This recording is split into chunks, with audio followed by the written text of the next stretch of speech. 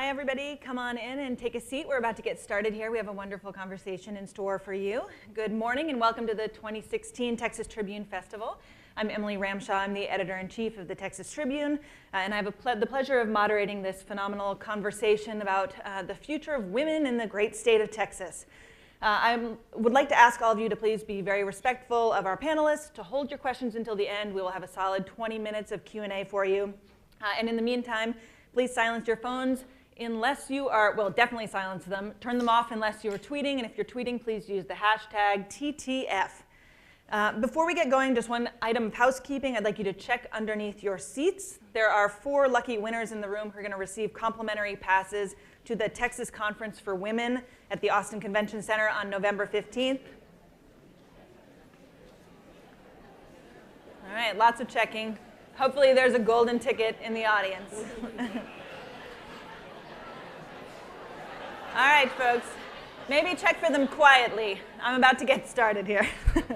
I'm going to start by introducing 2 women, 2 public servants at the highest level in Texas who have, in their own ways, broken glass ceilings and put women at the forefront in this state. Wendy Davis is a former state senator, former Fort Worth City Council member, and was the 2014 Democratic candidate for Texas governor. She made pink sneakers famous during her seemingly endless filibuster of Texas abortion restrictions. In March, she founded Deeds Not Words, an online engagement initiative focused on women's rights, and that's a national initiative. She's also been on the campaign trail stumping for Hillary Clinton, was at the Democratic National Convention. Susan Combs is a lifelong public servant. She served for almost a decade as Texas Comptroller, the highest-ranking female in state government. Prior to that, she was Texas Ag Commissioner, the first woman to serve in that post, and she served in the Texas House. Most recently, Combs has formed the Anywhere Woman Project, a women's advocacy nonprofit, and is working to design an online networking platform called Herdacity. She's also the author of a forthcoming book called Texas Tenacity, a call for women to direct their destiny. So you are both, for fear of stating the obvious, Texas women who have really just risen to incredible levels in politics, in governance, in leadership. You have had wildly successful careers by any stretch. Do you owe it to Texas? Do you owe any part of your personal or professional success to the state of Texas? Well, I'll start by saying I think Texas, when you're a woman growing up in this state, and I'm interested to hear how Susan feels about this, I feel like you have to grow up pretty tough because it can be a scramble to make sure that your voice is equally heard. So I would say, particularly from my political experience, both on the Fort Worth City Council and in the Texas Senate, the effort that women have to undertake in order to be taken as seriously as their male counterparts can be fairly extraordinary. And so in that way, it shapes you in a very powerful way. So yes, I suppose, though probably not for the right reasons, Texas has certainly helped me become a stronger person and helped me, I think, find the confidence that I found to fight for the things that I fight for. So for you, Texas has forced you to be strong by forcing you to overcome adversity. Yes, and I also had these great role models. My maternal grandmother, who kind of embodies the spirit of Texas, right? That we are can-do people, that we work hard, that we believe in opportunity and our ability to seize upon that. That's a part of the Texas spirit. And I think a lot of young women would say that that has infiltrated their thinking and their mores. But I also think that they would say they've had to fight against the grain as well, because this is a state that creates a climate for that. And in some ways, it's probably shaped them, probably not as they wish it had, but it can be fairly strong training ground for a good, strong personality. So Wendy's story is an against the odds story. Susan, what's your take on that? Well, in my particular case, it was being raised in a ranching family, and that is where you face adversity from weather, from pests, from falling prices, drought, etc. And if your vehicle or your horse quit on you someplace, you had to walk a long way. And so I think being raised in a ranching family, you just had to count on yourself, always. And of course, being 8 feet tall, was a help. And I could sort of see things a long way. And you know, when you're really tall at 15, you have a different worldview, literally. I mean, it's a little higher. But I would say in Texas, I really do, this is going to sound weird because I'm not a city girl, but seeing a long way always informed my view of the world. You could see a long way. You had a bigger vision. And after living in Manhattan for 6 years, I felt very constricted, very constrained. And so from that perspective, I'm lucky that I was raised in Texas with that large sort of mental and physical landscape. I want to start by talking a little bit about the Texas business climate, which a lot of people would say has been conducive to some Texas women. It's a state where there's no income tax. It's a state that consistently ranks in the top 20 for women who own their own businesses. San Antonio has been ranked as the top city in the nation for female entrepreneurship. At the same time, while we have female mayors, while we have female university presidents, there are no Fortune 500 companies in Texas that have women at the helm. Is this a business climate that is conducive to women? Do women have unique opportunities here? I think. Yeah, I think they do, but I would say, I'm going to make 2 points. One is I think we have an overall climate that is not good for women. I will come back to that later. I would say from a business perspective, though, I think Texas does very, very well for women. We can get a job. Our unemployment rate is about 3 points lower than the national average. You've seen women-owned businesses, women of color owning businesses. That's all terrific. But I really want to make the point, I don't think it's an R or D question. I think the climate about women, the disparaging of women, the not taking women seriously is something that I really worry about. And so when I was asked to be on this program, I thought this is great. So about the Fortune 500. That's going to be a cultural thing that we have to change. You've got Marissa Mayer, you've got other folks, you know, leading large companies, but it's still that trying to rise up and trying to get into the C-suite or trying to get into the highest levels, and sometimes that's a cultural thing. I'm not supporting you, Wendy, I don't want you to do this, you don't want me to do this, the queen bee syndrome.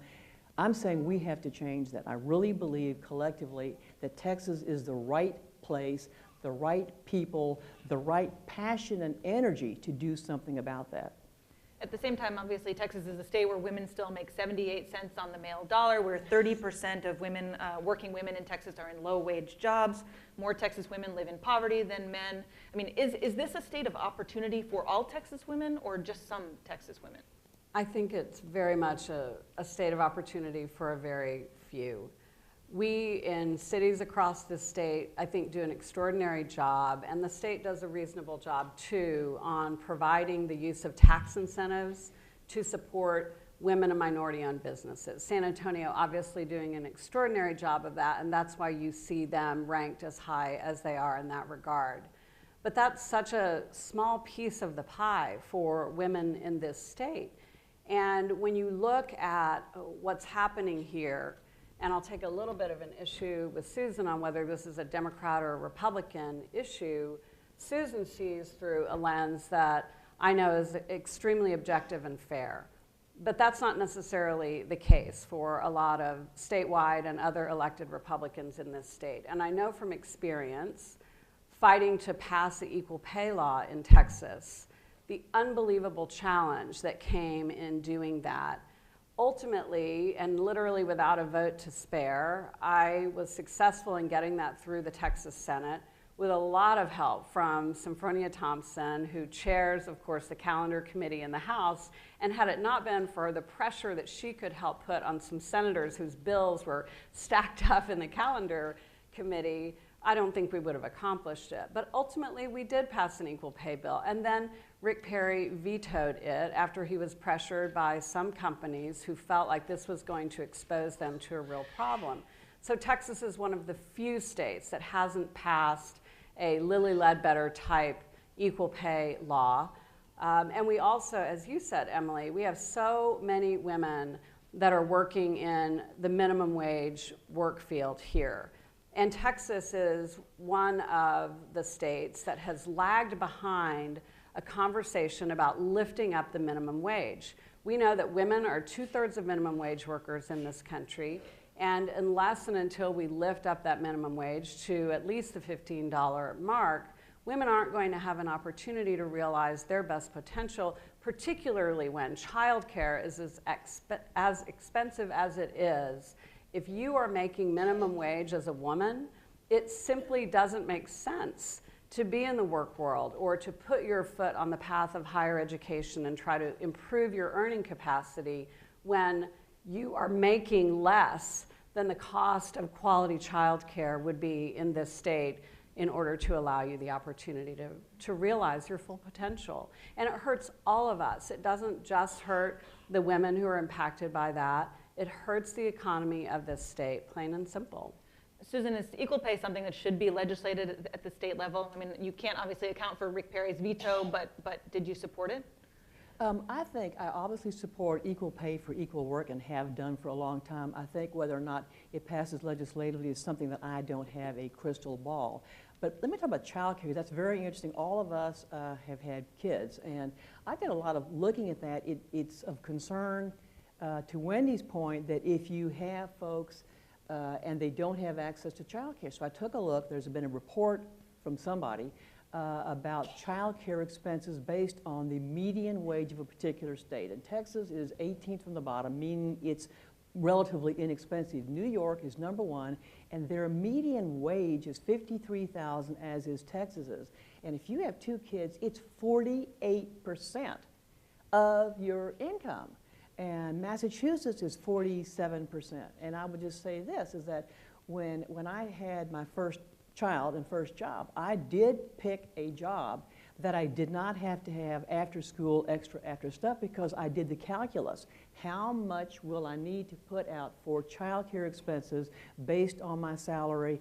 What can I do? And that was why I was an assistant DA. They had regular hours and I could get home about 5:30 or 5:45. I think we do need to value women's role as parents. And Anne-Marie Slaughter has a great TED Talk. And she uses a phrase, she says, we need to re-socialize men. There was kind of a gasp from the audience, and I thought, oh, that's really exciting. Well, what she really meant was men should feel empowered as they do to stay home. And I think one of the important things for us is to give women flex time. You know, Freddie or Mary, your kid gets sick, we need to say families first. And if you don't have a future workforce, you don't have a workforce. And so I think doing things like that's really important. And I would say this poor guy, the victim being re-socialized, I was talking to two guys the other day and I said, would you like to stay home? Now, they lit up. They got really excited about it. And they had girl kids and they had boy kids. They weren't thinking about, oh, I got to go take little Freddie fishing or whatever sort of so-called masculine product. They wanted to spend time with their kids. And people are now opting for flex time. You can find employers who I think say, I want you to know this is a family-friendly workplace. We want you to be here. We want you to take time off. And I think that's going to be extraordinarily important, and people will opt for those employers. Well, I want to ask you both about your specific role as women in politics, but I do want to pin you down on the equal pay issue because you deflected on that a little bit. I mean, that is something that the state should legislate or not?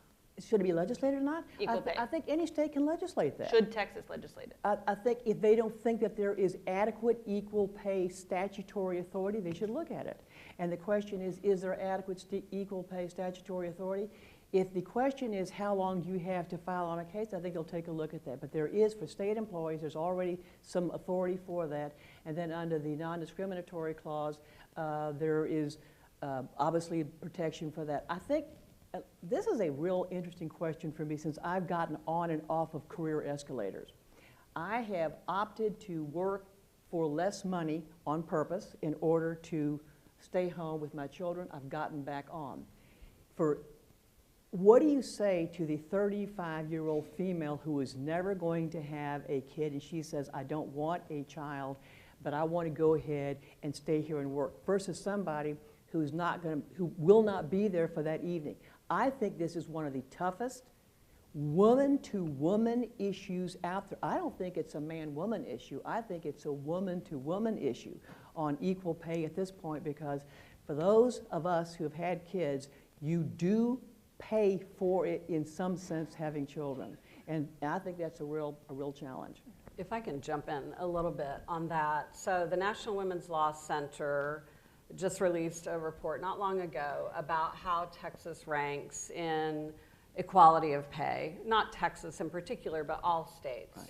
And Texas was ranked as one of the weak states on this issue because we only have 2 protections in Right. place. Susan just mentioned both of them, one for state employees and one which is a clause that says you can't be discriminated against if you try to file some sort of a claim on this issue. But the only state that ranks even worse than us, and this, of course, harkens back to what Ann Richards used to say from time to time, thank God for Mississippi. It's Mississippi. So when you think about that, we have a lot of ground to gain here. And I hate that it has become an issue that is divided on partisan lines. It doesn't make any sense. And I think every woman in this state, Republican or Democrat, ought to be with full force supporting making sure that women have remedies when they're paid, when they're underpaid. And we don't have a remedy in this state. The whole point behind the Lilly Ledbetter law was that under the statute of limitations that's in place right now, if a woman does not discover within the first 2 years that she's being underpaid, and keep in mind, in a climate where employers will tell you, you can't share what you're making with each other. If she doesn't discover it within the first 2 years, too bad. Even if 20 years later, which was similar to Lilly Ledbetter's experience, she finds out that she's been dramatically underpaid her entire employment history with a company, she has no cause of action now because it's her fault she didn't figure it out within the first 2 years. So that's what other states have started passing, and Texas is one of the few that has not. That is the bill that Governor Perry vetoed, so that if you're a woman in this state and you discover 2 years and 1 day that you are being underpaid, and even if it's absolutely the case that the company was discriminating against you, and even if that can be proven, too bad, so sad. So this shouldn't be something that any woman believes is a good idea, because we're not talking about a state enforcement. We're only talking about giving women access to the courthouse so that they can enforce this for themselves. And I hope that we'll all keep pushing for it because it makes great sense. Why are there so few women in Texas politics? I mean, the Institute for Women's Policy Research gave Texas an F grade this year for women's participation in politics. Texas ranks 29th for the percentage of female lawmakers. Susan, you've talked a little bit about the challenges of sort of being a parent in this political space. Why are there so few women at the highest levels of politics in Texas? Well, I think I would say a couple of reasons. One is I would say Texas is a state that's had 2 women governors. New York and Nevada and California, you've never had a woman governor.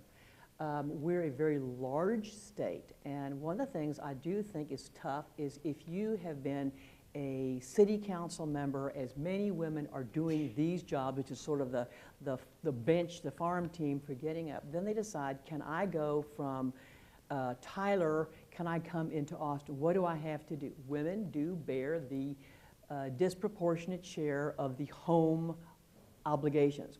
I was able to run for office here because I lived in Austin and I could come home and see my kids. And when I talk to women, I'm encouraging women to run. I would like them to run. Deeds, not words.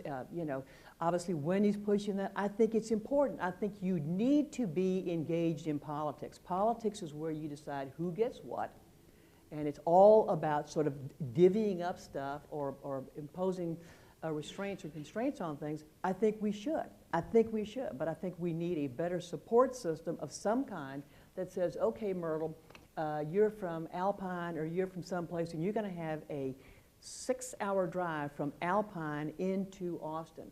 And you may have some children. I think it's individual more than it is sort of systemic. When I ran for ag commissioner, people worried that nobody would ever elect a woman. I never had a single human ever suggest that I could not be ag commissioner. They might not have liked what I said or did, but it wasn't because I was female. And I think I literally never experienced it. And I'm not joking when I say the height made a difference. I was at Love Field, and some guy walks up to me and he says, are you Susan Combs? And I said, yes. He said, you know what? I didn't know your head was up so high. Well, I mean, if you're 6'4" in heels, you are hard to miss. And so I don't know that I can understand being 5'8" or 5'9", but I'm saying I'll fight for every single woman who wants to run for office. I would encourage them to run. I would hope she gets a support group. Texas Federation of Republican Women is a great support group. I think it ought to be a desirable thing to either be active, be in the process, because this is where lots of things happen. Wendy, what's the climate like in the Capitol for female legislators? I mean, I was on the Senate floor with you one day when one of your male colleagues said publicly after you were speaking, I have trouble hearing women's voices. Yeah. Yeah, by the way, that guy needed his ass kicked.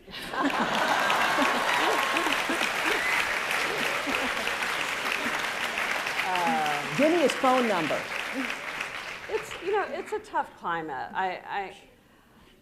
I have so much to say on this topic. I sort of don't even know where to begin. But just say that again. But I think the most important challenge that women face in the political environment, and it's particularly acute in this state, there is a standard by which we are viewed that says we've got to rise above and prove ourselves twice as much as most men who decide they're going to run for office. Some of that is socially conditioned within us, and so we question our own capacity to run. And there are a lot of great organizations, Annie's List, of course, here at the state level, who are really trying to break that cycle and help women see themselves as future office holders. But I think a lot of women look at what happens to women in political campaigns and they say, I don't think I want to subject myself to that. And my run for governor is a perfect example of that. What's happened with Hillary in this particular campaign and in her entire public service career models that for women. I was subjected to this absurd criticism for whether I was a good mother while I was trying to pursue my educational opportunity. And of course, if I'd been a man, I would have been celebrated for the accomplishment, not criticized for it. So we women face a headwind and a standard that is really challenging. But to the point that Susan made, no one ever questioned whether she should be ag commissioner. I can tell you from our focus groups that we did in my gubernatorial campaign, there were so many women who believed that women were fine as House members or city council members or school board members or state senators even. But when you ask them about women occupying the executive office, women said no. I just don't think that's the appropriate role. Even with the Ann Richards legacy? A woman. Even with that, well, it's been so long, I guess a lot of people have forgotten what a phenomenal governor she was. But there is this, this societal headwind to break through as well about the way we as women view each other, the way we're treated once we put ourselves on the line. And I think we've got a lot of work to do to make sure that we give young women the confidence to believe that they should enter, they absolutely deserve to be there. Texas has only about just under 20% of our offices are held by women, even though we're more than 50% of the population in this state. And it's no wonder that when you look at where we rank in women's health and women's pay, women's occupation in the Fortune 500 companies here, women's placement in the legislature, there's no, of course you can't question why we have that climate when you don't have women representing the perspective of women on the Texas House and the Texas Senate floor in the capacity that we ought to be. Well, I want to make a kind of a cultural point again. And if in the focus group the women say, well, women can do A, B, and C, but not D, E, and F, that's obviously problematic. But I want to talk about, I want to commend the Tribune for having equal numbers of women and men. Editor-in-chief is a female. But when you take a look, and this is going to be dangerous territory, but when you take a look at 65 to 70% of the graduates in journalism and communication are women, comma. The national average for women in communications and newspapers is 37%. The New York Times is 31%. The Wall Street Journal is 40%. The Chicago Sun-Times is 55.5%. You've got the Dallas Morning News is 40%. The Statesman's about 37%. And the San Antonio Express News is 28%. So my question is, Marian Edelman says if you can't see it, you can't model it. If women's voices are not being heard with a very deep bench in journalism, a deep bench, there's not a pipeline problem. There's all kinds of women, and I'm saying it is in California, it's in New York, and it's reprehensible. And why the hell don't we have more women in the newspapers telling stories, bringing their voice, being heard? If you're not writing for newspaper X, how the heck are you being heard? I've modified it from hell. But how the heck are you being heard? And I feel very concerned about it. I really do. I'm grateful to have you here lobbying on my behalf. Never away. I want to transition to talking about healthcare and women's access to healthcare broadly in Texas. You know, obviously, if you have resources, there are phenomenal healthcare facilities here. MD Anderson, some of the best cancer care in the world. If you are a poor woman, it's a different story. Unless you get pregnant, you're not likely to be covered by Medicaid. You know, this is a state that still has some of the highest uninsured rates in the country. What are we doing to care for sick women in Texas? Not much. This is the issue that I think should be an alarming one for all of us. The report that just came out not long ago that talked about the dramatic and very alarming increase in women's maternal mortality in this state. Right. Women are dying here at a higher rate in pregnancy-related than in most other industrialized countries. That's right. And in the last 5 years, that number has doubled. In 2000, I think it was 8, there were 72, and now there were 180 something. So there's a real problem there, and it's a multi-layered problem. There's no question about that. It's hard to point at any one thing to say this is the cause. But there's no question that when you look at the first year where the spike really occurred, which was 2012, which followed 2011, when this legislature, and this should make all of us so angry, because this is where politics is trumping humanity, trumping what should be our consciousness about taking care of each other. In 2011, specifically aimed at hurting Planned Parenthood, the Texas Republican-led legislature cut from the state funding that was going to family planning and contraceptive care over $70 million because they couldn't just kick Planned Parenthood out of the federal women's health program and keep everybody else in.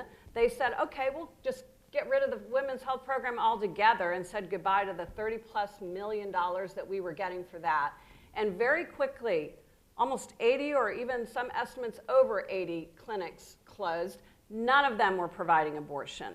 And the clinics that remained open, a lot of them could only see about half of who they were seeing before. So what do we expect to happen when women lose their health care? Anecdotally, I saw or had a conversation with a neonatologist in San Antonio about 2 years after all of those cuts occurred. And what she told me was that in her office, she had seen an incredible spike, and I don't think anyone's done a report on this yet.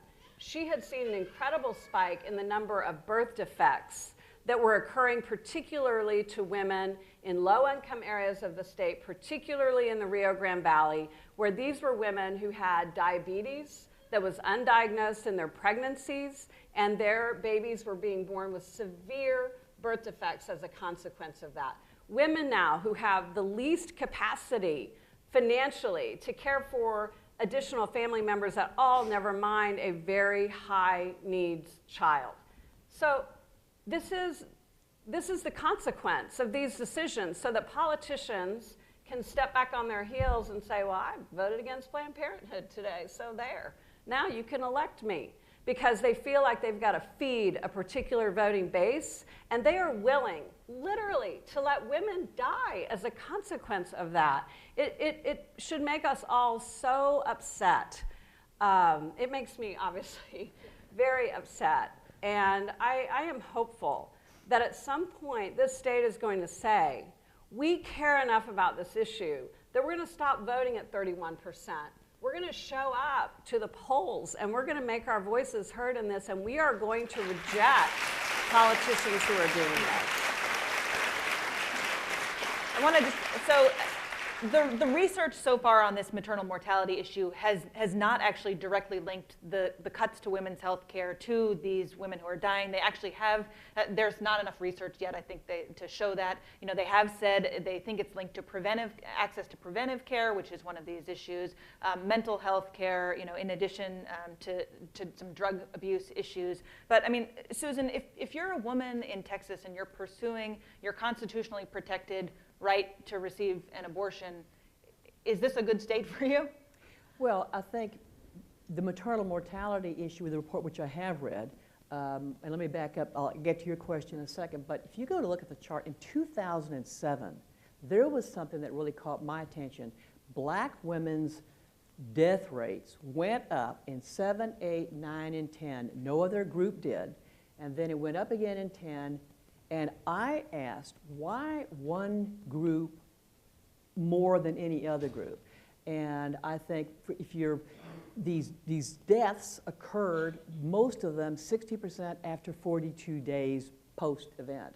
And what I'm concerned about is when you have a population that needs Medicaid and you don't have enough psychiatrists on them. The report clearly pointed to missed opportunities to send women for behavioral issues, et cetera, because the #1 cause of those deaths was cardiac, #2 was opioids. And then the New York Times had an article, I guess it was 2 days ago, talking about the problem with sort of obesity in our state, and that's something I've worked on for a very, very long time. I will also add on prevention. Eduardo Sanchez was the Commissioner of Health in 2002, and he and I went to the Capitol, and we tried really hard in the 2003 session to get a bill passed about how we feed our kids in schools because of the surge of childhood obesity. He convinced me then, I believe today, that public health and prevention is not only the smartest thing to do, it's the most humane thing to do rather than relying on medicine at the back end.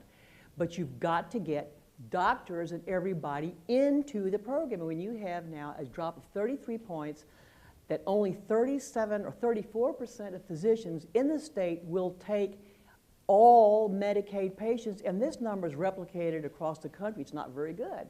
So if you have a health delivery system for prevention, which does not have enough psychiatrists and not enough behavioral health folks, what do you do about that? And well, but a lot of those women aren't even on Medicaid. I mean, you know, obviously Texas has not expanded Medicaid under the Federal Affordable Care Act. And I would say this, I'm not a fan of Medicaid. I am an absolute relentless fan of access for health care. So I'm now on the board of something called It's Time Texas, and we've signed an MOU with the UT System Population Health, David Lakey.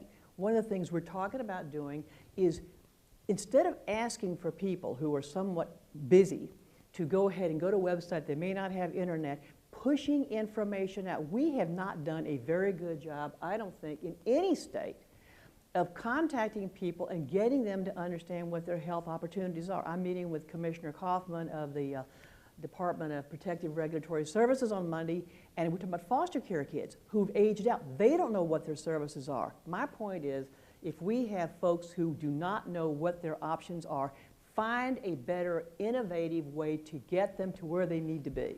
Well, my response to that, though, is there is no better place for so many people to go in this state because we don't have Medicaid expansion. And that report on maternal death rate particularly pointed to the fact that for women in Texas, by the way, if you're an adult woman in Texas, the only time you can be covered for health care under Medicaid is while you're pregnant and 6 weeks post-pregnancy. They found that this maternal death rate and the number of deaths that were occurring past the end of women's health care on that Medicaid was fairly high. And so if we're talking about making sure that we care for the people of our state, and we have an opportunity to bring money in from the federal level, which, by the way, is 90% of the cost, and we would only pay 10%, and by the way, has been shown would have an incredibly dramatic, stimulating effect on our economy, why the hell are we not doing it? We're not doing it, again, because of politics. Because of politics. So we have smart things that we could be doing. We could be delivering more health care. And I really appreciate the study that you're working on, but what are you going to say to these women? And a lot of the problem with people not knowing where to go for their health care right now is that the safety net for women was absolutely shredded in 2011, and the Republican-led legislature said, we're going to replace it. We're going to create all these other new places where women can now go and receive their care. Well, first of all, why do it when women knew exactly where to go for their care? They knew to go to Planned Parenthood clinics, and they knew to go to other clinics as well that closed as a consequence of that. And then the state said, with our $16 million budget that we have for women's health in this state, you know what we're going to do with it? We're going to give $1.6 million of it, the second highest recipient of state money in this last budget, to a women's crisis pregnancy center that, of course, is not focused on delivering women's health. It's focused on making sure that women don't have abortions. How in the world is that improving women's health in the state of Texas? Susan, I do want to get your take on this because previously in your political career you were pro-choice, you are now pro-life. Yes. Tell me your perspective on this state for women seeking access to abortion. It is the law of the land, and it needs to be available. The Supreme Court has spoken on it, and it is the law of the land. The bigger issue of all access, I think women and men and children ought to have access to health care, every place. And I ranch out in the Big Bend, and I am 46 miles from the nearest hospital, and so I'm very aware that not everybody has close medical care. But I think the key thing also is for women to be supported by each other and to be assisted and say, all right, you need some help with this. How can we help you get the help that you need? And I am pro-life, so I'm not a fan of abortion, obviously, but I'm a fan of women. And I support women, and I hope women will do very, very well in this state. And I think by and large, and I'm going to come back to the economics, I think by and large we do very well. Why else do 40,000 net new women move to the state every year? And a lot of them come from California. So it is not one issue for every woman. There's lots of issues, and jobs and cost of living and where I can live and have gasoline. Those are very important for a lot of women, as well as the issue that Wendy raises. I want to flash forward to the November election, and I want to talk about whether your respective choices for president would be good for women in the United States. Obviously, Susan, you are supporting Donald Trump.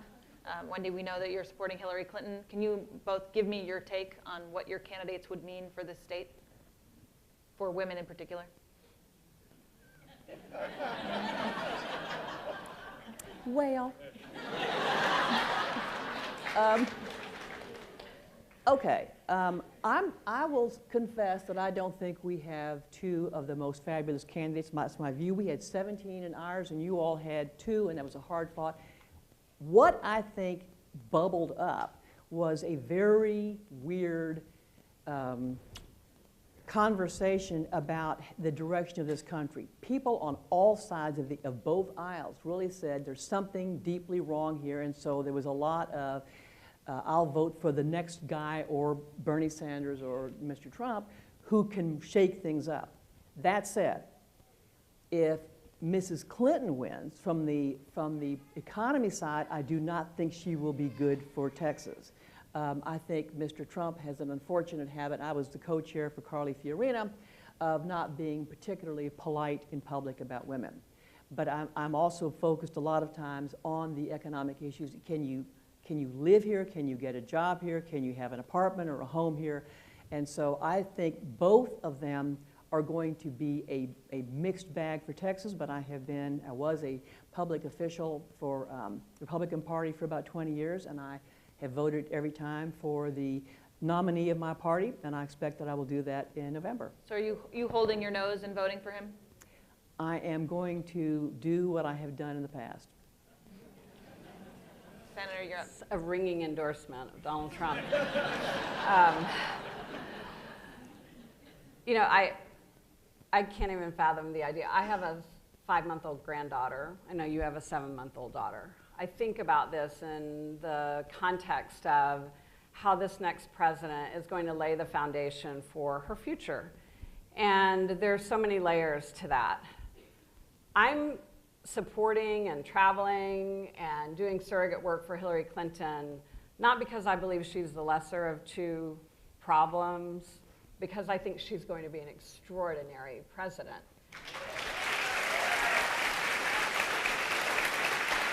And particularly when it comes to women, starting from the simple premise of we've never had anyone who occupied the Oval Office who understands what it means to live the experience of being a woman in this country, and all of the layers that go into what it will take for us to realize full equality here.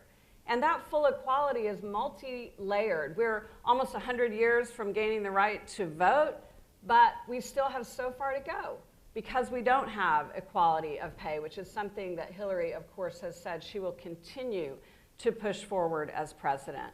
We don't have family leave policies that work for men and women in this country, as do every other industrialized country, and Hillary has talked quite a lot about the work that she wants to do to make sure that we realize that goal.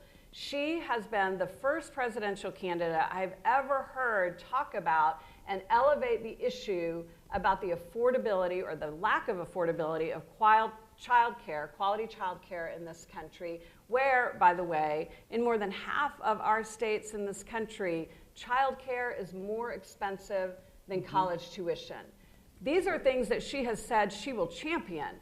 And not only that, she has been unabashed, unashamed about her support for women's reproductive health care, including abortion care, including ending the Hyde Amendment. So when we're talking about will Texas women benefit under a President Hillary Clinton, you bet they will. And not only that, but she, of course, understands the breadth and depth of what it takes to make sure that women are a full part of the economic picture. And she has spent a great deal of her public service career working on that particular issue.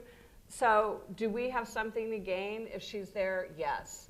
Will she be good for the Texas economy? I want to take a little bit of issue with what Susan said.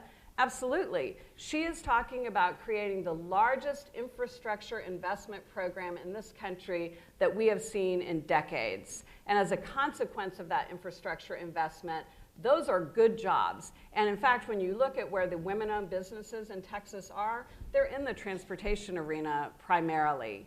And then finally, this person will have, we know, 1 appointment to the Supreme Court, will perhaps have 2 or 3 appointments to the Supreme Court in their presidency. And we're going to live with the consequence of this for decades, not just during this presidential term. Donald Trump has said in no unqualified terms that he will make an appointment or appointments who will be committed to rolling back Roe v. Wade. So right now, we women of means know that we can always access abortion care in this country, but even for us, potentially that right will go away. And we certainly know what Donald Trump's attitude is about women, with the misogyny that he has continued to display fully and unabashedly throughout his entire life, but also, of course, as part of this public campaign that he's engaged in. I would invite you to watch the video that the Hillary campaign put up called Our Daughters and give real thought to the messages that they hear from this man. This is not a president I want my granddaughter to grow up listening to and to believe that that's who she is. Okay. We are going to go ahead and open it up for questions. Do we have, I don't know if we have mics out there in the audience, but if you want to stand up and form lines. Side aisles? Okay, microphones on the side aisles. Please go to those microphones, and whoever's there first, yes, ma'am, go for it. Hi, so this is a question for Davis first. The Affordable Care Act allows adults to stay on their parents' health insurance till 26. This allows me to have health insurance for the first time in my adult life. However, the explanation of benefits are sent to my parents. So if I go to Planned Parenthood to get contraceptive, my parents get a notification of that. Now, that is an issue. Other states have passed laws that ban health insurers from sending healthcare information about their adult children to their parents. So what are the chances of Texas passing a law like that? Well, if you look at Texas law right now in terms of women trying to access abortion in this state, even when they've been the victim of incest and whether parental notification has to take place, I think it doesn't bode well on this particular issue. But does it make sense that that ought to be the law? Absolutely. And I'm glad you know about it. I hope you'll push for it, and I'd be happy to help you organize around the issue in this upcoming legislative session. Over here. Yes, sir. Hi, my name is Justin Atkinson. I'm a student at UT Austin. And so we're at a panel today called Is Texas Good for Women? Yet we have no women of color, trans women, queer women speaking. So my question is Texas good for those communities, those marginalized communities? And then what do you do on a daily basis to kind of advocate for those groups? Do you want to take this first? Could you repeat it? Yes, sure. Yes, is Texas good for marginalized communities, women of color, trans women, lesbians? I mean, for marginalized groups, is Texas a good place for? I think it's an interesting place. I think for women of color and small Also not a business, ringing endorsement. I think it does very, very well for women of color in the business sector. We are women-owned businesses. We're number 2 behind California. Women-owned employees, number two in revenue, and our growth in women of color, women-owned businesses from 2007 to now is up like 63%. We're number 3. So from the business side, I would say yes. I think the issue with respect to various conversations we've had, there'll be another conversation this afternoon, I would say that it is not easy, and I cannot say that it's particularly good. I don't know that it's bad, but I don't say that it's good. Well, Emily, of course, is going to be leading a panel shortly on the conversation about transgender bathrooms in the state. Is Texas a good climate for women in those categories? Absolutely not. There are a number of lawmakers who are chomping at the bit to file legislation similar to that of North Carolina. I was just in North Carolina, by the way, and they are reeling from the economic consequences of that particular law. And here Texas goes to follow right along suit with it. And I hope we're going to have the same reaction from the private sector that North Carolina saw when they passed that ridiculously absurd law there. Also, of course, we know that we have lawmakers in this state, including our governor, who have said they are going to continue to push against marriage equality, and they're looking for every way they can to continue to deny that full equality to all people that live in this state. So is the climate for women who live outside or within the margins of our state good? Let me add that I fully support marriage equality. Is that a new position for you? It's one that developed in the last 10 or 12 years. Okay. And since you brought that up, I do want to ask you actually your take on the transgender bathroom issue. I mean, obviously you care about the business climate of this state. Is this something that you think the legislature should be pursuing or not? I think this is not a should you be able to go to the bathroom or not. I guess I sort of don't know how you make it work if you've already got 2 bathrooms. I don't know the logistics of making it work. It seems to me that people can make things work, and I'm now seeing lots more bathrooms which are just sort of anybody can use the bathrooms. You may end up with sort of, some kind of people can get into bathrooms. I think I read about a Navy SEAL last week. He is transgender, female, and a TSA person really mistreated her very badly. And it was awful. And so the bathroom issue, how to do it, I have no clue. I do want people to have a safe place to go to the bathroom. I think in high schools it gets very problematic. I think there's some practical issues that have to be addressed. And I don't have a clue how to do it. All right, I want to make sure we get enough questions here. Sorry. Go ahead, ma'am. Hi, ladies. My name is Ana Lopez, and I'm Vice President of Students Against Campus Carry at the University of Texas at Austin.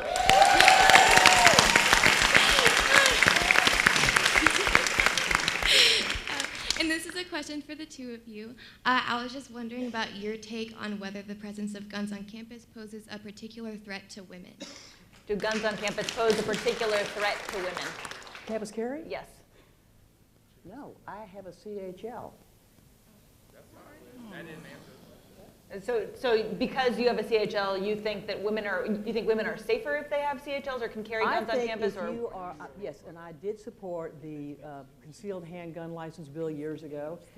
I know of people who they feel safer that they can fend somebody off. The campus issue is different. I'm talking about the CHL. I think people do need to feel they can protect themselves. On campus in particular? It's the law, and what's going to happen about it, I don't know. I know I've got a professor friend. He is extremely concerned about it. Like two professor friends, they're very concerned about it. My husband was a college professor, and I think I don't know how you manage that either. But from the perspective of being able to carry a gun, I have a concealed handgun license, and I'm glad I've got it. So do you think campus carry is good, sound policy, or? I would not have spent that kind of time on it. Okay, that's an answer to me. So yeah. I want to congratulate you guys. You've done an amazing job of elevating the consciousness on this issue. Thank you. Really Thank you. Your Talks Not Glocks campaign was absolutely phenomenal. That's pretty funny. Even the New York Times, I mean, you got coverage everywhere. It really put a microscope around what was going on here in Texas in that regard. So congratulations. And I do think it creates a climate that makes things even more precarious for women on our college campuses. We know, and this topic didn't come up in our conversation today, but we in this state, as other states are grappling with, we have a real challenge with campus sexual assault here. And we don't have the remedies yet, and we don't have the systems in place yet that are really going to assure the full protection of young women on our college campuses as we need to have. And this is all related. Creating an environment of safety that surrounds all of our students is incredibly important. I think Texas is going to continue to see a backlash on this issue that didn't need to occur. No university wanted to see this pass. The professors didn't want to see it pass. Most of the students didn't want to see it pass, and yet the legislature, once again, wanting to tick off a particular column for their political bona fides, decided that they were going to impose it on all of us. So keep fighting. I love what you're doing. You are truly amazing. Thank you really you. are. Thank you Yes. so much. In this direction. Hello, my name is Zachary Leonard, and I am a student at Sam Houston State University in Huntsville, Texas. A large part of the conversation today was about healthcare and women specifically in Texas, and a lot about affordability as well as accessibility. And so my question, we talked about our current presidential candidates' stances on healthcare and benefiting women, but I'm also sort of not convinced, and the questions kind of dance around how is Donald Trump going to help women's healthcare, and so I'm asking specifically about marginalized women, so women of color, as well as trans women, poor women. How are these women going to benefit under a Donald Trump presidency with affordability and accessibility to healthcare, because it really wasn't answered earlier? How is the Donald Trump, did you hear that question? How is the Donald Trump presidency going to help the health care of marginalized communities? Well, he certainly, I think he has made a very strong point that he believes that every person ought to have access to health care. Now, how he would write it or devise it, I don't know. But he did not talk about slashing this or slashing that. He's talked about doing it. I think the Affordable Care Act, I think he has said does not work the way it needs to work, but health care under a different model is what I have heard him read him. I have only heard him once in public, but he has said that that's something that he feels very strongly, but we have to have health care. I mean, it's the right thing to do, and it's a smart thing to do.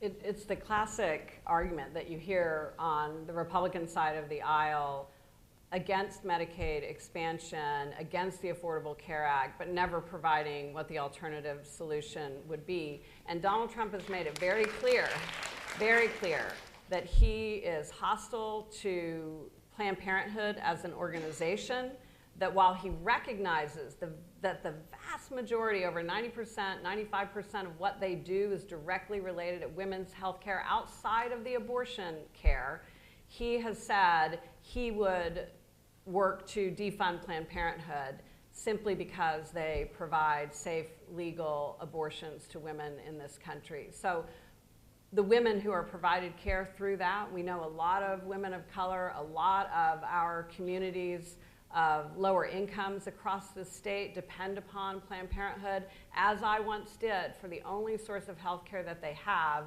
He has made no secret about the fact that he intends to end that. Any other question?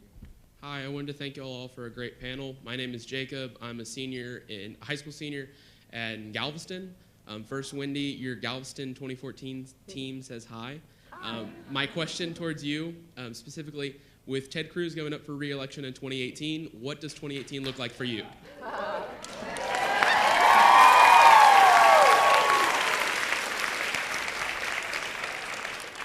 I'm anxiously awaiting what our state does in this particular election. Are we going to demonstrate that we actually care enough to show up and vote? We know that we had a real challenge on our hands in 2014 because the voter ID law was in place, and even the Fifth Circuit overturned it. I mean, the Fifth Circuit overturns nothing in our favor, so this is huge. So, time will tell, but there's a lot of rebuilding that needs to occur in our state, and it depends on whether we have the resources to make sure that it happens. I've made no secret about the fact that I would love the privilege of serving in office again. And certainly keep my options open in that regard. So are you saying that if the voter turnout I knew numbers... you were going to press me on yes, this. of course. Are you saying if voter turnout numbers this year look better than they have in previous years, that might be a reason you'd look at 2018? It would certainly be a more compelling reason to look at it. And is Senate an office that you're particularly interested in? It would be, it would be It's a an yes or honor. no It would be question, an honor to serve in that office. Of course it would. Got Yes. it. Good, thank you. And Susan, do you have any interest in serving from here on out? I mean, obviously you've moved. Never. All right, good. See, that's how you answer that question. Yes or no? Yeah. Hello. I'm trying to remember which side I'm on over here. Yes. Oh, yeah, I'm about to bust at the seams. My name is Vanita Ray, and I happen to be a woman living with HIV, and I'm also a board member to an organization called the AFIA Center in Dallas, and we are, and Wendy Davis, we really need all of y'all's support trying to organize the first ever Reproductive Justice Summit for Black women here in Texas. And so they've not been able to garner a lot of attention. I'm a board member. We know there's an intersection of reproductive justice rights with women living with HIV. You get people, we have children that are born with HIV being discouraged now to have kids, and we know we have a way to avoid perinatal transmission. So all kinds of issues come up for us. We really need y'all support. The summit is October 9th through 11th in Dallas. I have flyers here. Emily, we could use some support, some coverage. You guys look me up. My name is Vanita Ray, Wendy Davis. We really need your support in Dallas. I'd love to help you. you. Would you send me all of that info so I can promote it on my social media to wendy@deedsnotwords.com? Absolutely. Okay. Black women, all women, we need to build a movement here in Texas. We need to not let what happened here before, where we had to have the Supreme Court coming in. Defunding Planned Parenthood not only affected access to abortion, but in Texas, they also provided HIV screening and prevention. That is gone. That's right. Okay? Thank you very much. We have time for one more.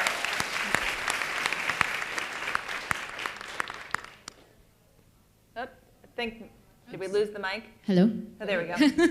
My name is Taylor Jones, and I'm a proud member of the Sierra Club in Austin, Texas, environmental justice organization. And this is a question for you, Wendy.